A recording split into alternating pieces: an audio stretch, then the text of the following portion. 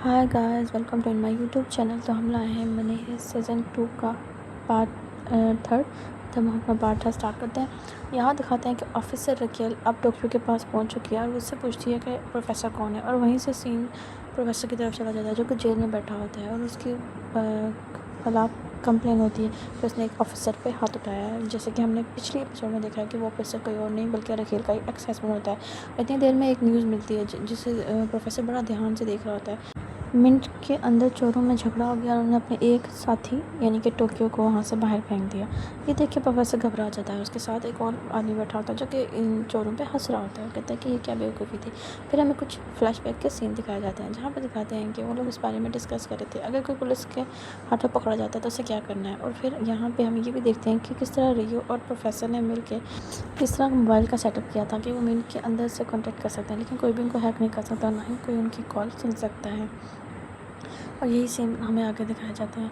फिर दिखाते हैं कि प्रोफेसर रियो को समझा रहा होता है कि किस तरह उसने करना है। और रियो पूछता है कि आप इस तरह ये यहाँ पे लगा रहे हैं, क्या यहाँ पे ये सेफ रहेगा। प्रोफेसर कहता है हाँ, जितना ये सामने रहेगा उतना ही ये सेफ रहेगा। और उसके बाद प्रोफेसर उसे बताता है कि किस किस तरह उसने क्या क्या सेटअप करना है। उसके बाद प्रोफेसर एक टेस्ट कॉल करता है जो कि ठीक से काम कर रही होती है। तो रियो मुस्कुराता है और प्रोफेसर भी खुश हो जाता है। उसे समझाता है कि तुम्हें इसमें क्या क्या चेंजेस करने हैं और किस तरह कॉल पे पुलिस वालों से बात करनी है ताकि वो भी उसकी कॉल हैक ना कर पाएँ और वो इजीली उनसे सब कुछ डिस्कस कर सके। और इसमें रियो वो सेटअप भी करता है जिससे आवाज़ भी बदली जा सकती है। इसीलिए प्रोफेसर की आवाज़ अभी तक रकेल पहचान नहीं चुकी होती है क्योंकि ये सब कुछ तो उन्होंने पहले से ही प्लान किया हुआ था। अगर मैं सीन प्रोफेसर का दिखाया जाता है जो कि अपने बेडरूम में होता है और अपना बिस्तर सेट कर रहा होता है और बिल्कुल वो लेटने ही वाला होता है। तो इतनी देर में वहाँ पे एकदम टोक्यो आ जाती है। तो प्रोफेसर से देख के हैरान होता है और उससे पूछता है कि क्या तुम्हें नॉक करके नहीं आना चाहिए था। कहती है कि ये सब क्या हो रहा है, आपने कहा था हमें अपनी पहचान किसी को भी नहीं बतानी है, लेकिन अभी मैंने सुना है कि बर्लिन आपको आपके नाम से पुकारता है। सेल्वा यही है ना आपका नाम? ये आप ऐसे कैसे कर सकते हैं? आप हमारे साथ भेदभाव कैसे कर सकते हैं? आप उसे इतना स्पेशल ट्रीटमेंट क्यों दे रहे हैं?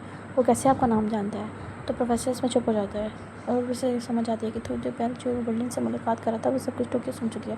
तो उसे अपने पास बैठाता है, उसे समझाता है, उसे बताता है कि सारा प्लान मेरे डैड का था। ये चोरी उन्होंने प्लान की थी लेकिन वो ये कर नहीं पाए, उससे पहले उनकी डेथ हो गई। और उसे बताता है कि मैंने अपनी सारी ज़िंदगी तकरीबन अस्पताल में गुजारी है और उस वक्त में सिर्फ मैंने चोरी की प्लानिंग की है। और फिर साथ ही वो ये भी बताता है कि बर्लिन उसका क्या लगता है। और ये सब सुनने के बाद टोक्यो को उस पर यकीन आ जाता है। फिर हमें सीन दोबारा से प्रोफेसर की तरफ जाता है यानी प्रेजेंट में। यहाँ दिखाते हैं कि प्रोफेसर अपना मोबाइल पुलिस वालों से ले रहा होता है लेकिन वो उसे अलाउ नहीं करते। तो कहता है कि मुझे अपनी फ्रेंड को कॉल करनी है। तो उसके बाद वो रकेल को कॉल करता है जो कि टोक्यो से इन्वेस्टिगेट कर रही होती है। उसका ऑफिसर से बताता है कि आपके लिए एक कॉल है। तो वह की कॉल सुनती है और जल्दी से वहाँ से निकल जाती है। और जाते जाते टोक्यो को ये ज़रूर कहती है कि मैं अभी तो फ़िलहाल यहाँ से जा रही हूँ, लेकिन तुम सोच के रखना कि प्रोफेसर का नाम क्या होगा। तुमने मुझे नहीं बताया तो ये भी सोच लेना कि तुम्हें कितनी लंबी सज़ा मिलेगी। एक किस्म का वो टोक्यो को डराने की कोशिश कर रही होती है और फिर वो जल्दी से वहाँ से निकल जाती है। उसके बाद टोक्यो को दूसरा ऑफिसर भी काफ़ी ज़्यादा डराता है और वो उनकी बातों में काफ़ी हद तक आ चुकी होती है क्योंकि उसको यही लग रहा होता है कि अब प्रोफेसर पकड़ा जा चुका है।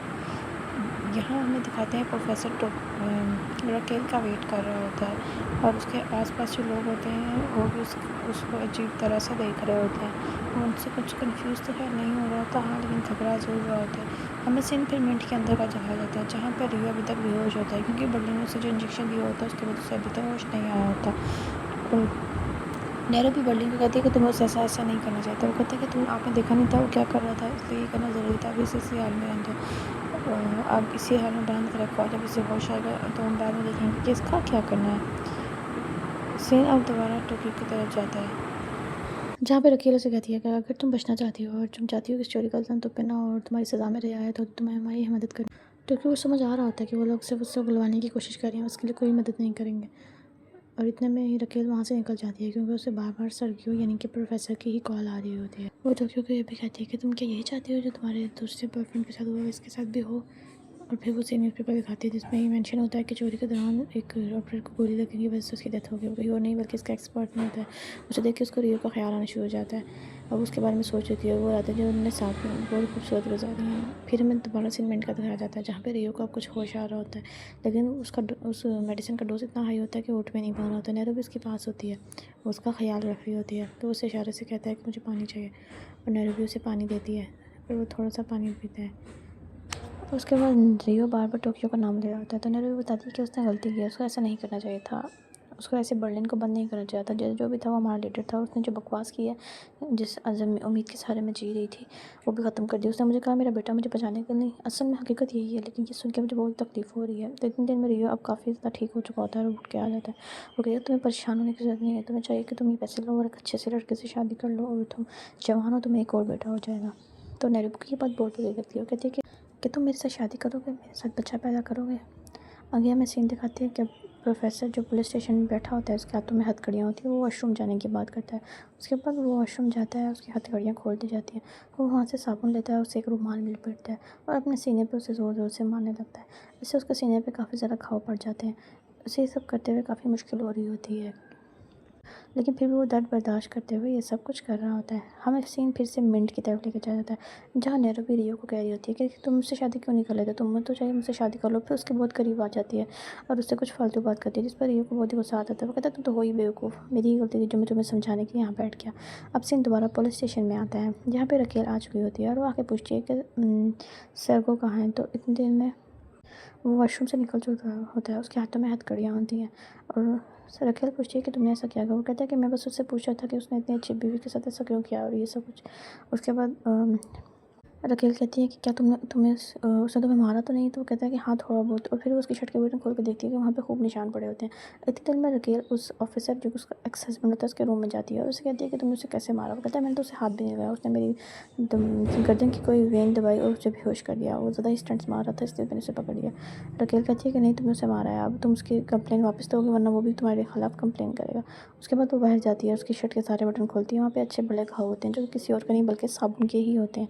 लेकिन उस टाइम तो किसी को समझ नहीं आ रहा होता, लेकिन उसका एक्स हस्बैंड समझ गया होता है कि ये आदमी बहुत ही होशियार है और ये जानबूझ के उसके साथ कर रहा है।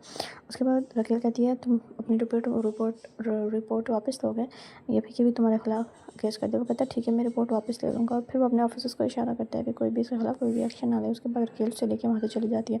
जाते हुए प्रोफेसर से कहता है कि मेरे फिंगरप्रिंट भी यहाँ पे हैं, तो वो फाइल लेके अगर सीने में दोबारा टोक्यो की तरफ लेके जाया जाता है। रकेल के साथ जो हेड होता है वो उससे पूछताछ कर रहा था, कहता है कि तुम जवाब नहीं दे रही हो, उससे तुम्हें नुकसान होगा और ख़ास करके तुम्हारे बॉयफ्रेंड को। तो टोक्यो फिर से कोई जवाब नहीं देती है। उसके बाद उसे काफ़ी गुस्सा आ जाता है, वो कहता है कि ठीक है तुम जवाब मत दो। वो कहती है मैं जवाब देना चाहती हूँ लेकिन मैं ऐसे ही जवाब नहीं दूँगी, मैं भी रकेल के सामने ही जवाब दूँगी। वो इस तरह करके उसका टाइम वेस्ट कर रही होती है। अब हमें सेम मिनट के अंदर का दिखाया जाता है, हमें दिखाते हैं कुछ होस्टेज जो कि पैसे इकट्ठे कर रहे हैं। उसमें ऑर्थरो भी होता है जो कि एलिस से बातें कर रहा होता है और उसे कहता है कि हाँ मुझे इन पे भरोसा नहीं है। तो एलिस कहती है भरोसा तो मुझे भी नहीं है, हमें कुछ करना होगा ऐसा।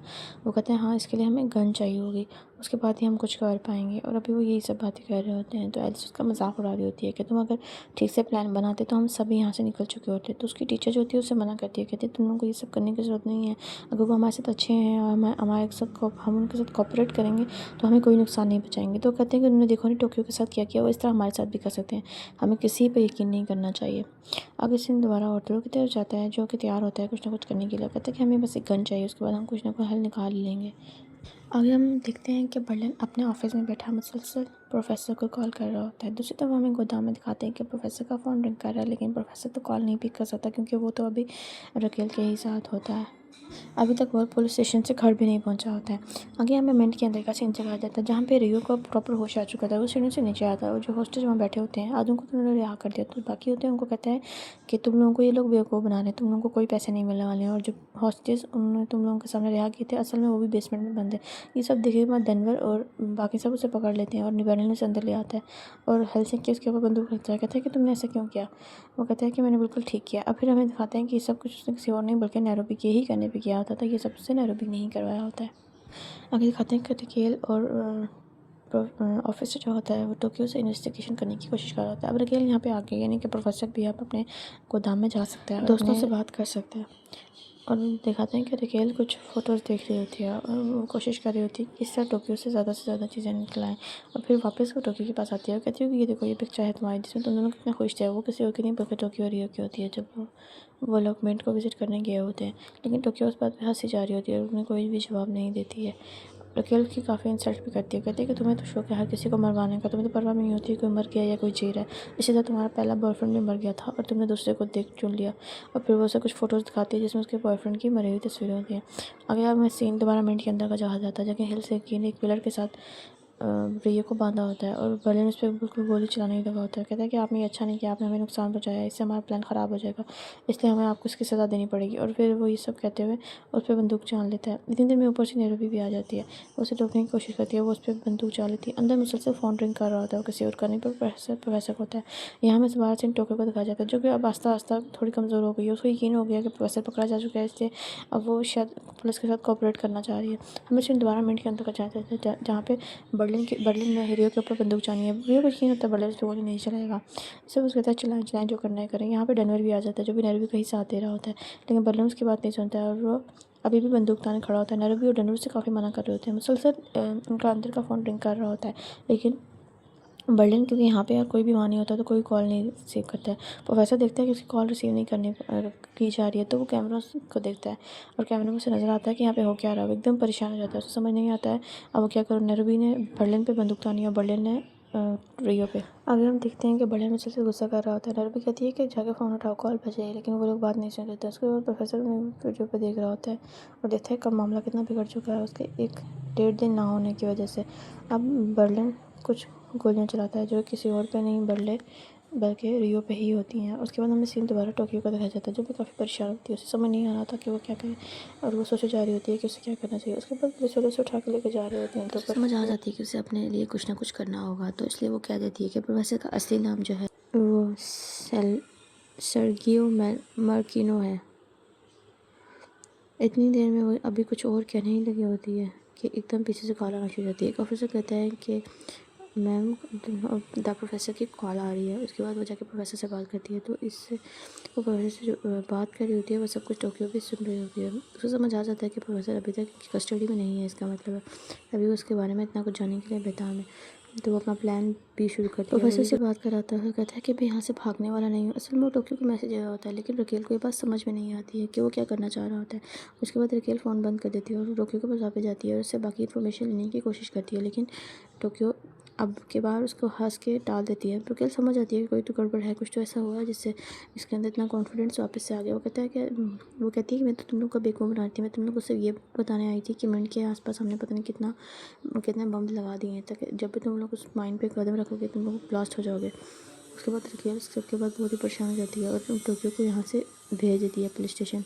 आगे कहते हैं कि बर्लिन कॉल कर रहा होता है, प्रोफेसर कॉल को रिसीव करता है और बर्लिन से बताता है कि यहाँ पे हाथ बहुत ही ख़राब थे और प्रोफेसर कहता है कि तुम्हें रियो पे घर नहीं जानी चाहिए थी, तुम ठीक नहीं किया है। और अभी वो ये सब बात कर रहा था कि वजह से आके बर्लिन के सर पे कोई चीज़ मारी जाती है, वो कोई और नहीं बल्कि नैरोबी ही मारती है। और उसके बाद नैरोबी प्रोफेसर कहती है कि अब यहाँ से मेरा राज होगा, यानी औरतों का राज। उसके बाद वो खतरनाक से स्माइल देती है और ये एपिसोड यहीं कंप्लीट होती है। इसके लिए आप हमारे चैनल